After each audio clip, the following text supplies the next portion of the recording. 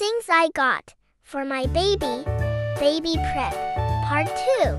Bumili lang ako ng ilang mittens at booties kasi madami pa namang ginagisa kanya yung ate ko.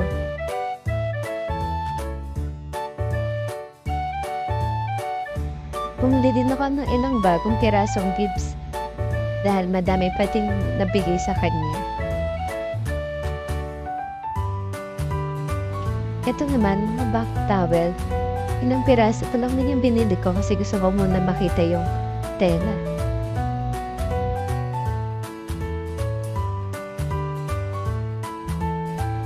Ito naman, mga washcloth. Hindi na ako pumili ng sobrang dami. Tama na sa akin yung 6 since pampaligo lang naman. Mostly lang, kasi ito yung pinakagamit na gamit ko since gagamit ko siyang panlatag or pambalot kay baby. Madaming lampe na pinadala naman sa akin ng OB at tinanap din to sa ospital.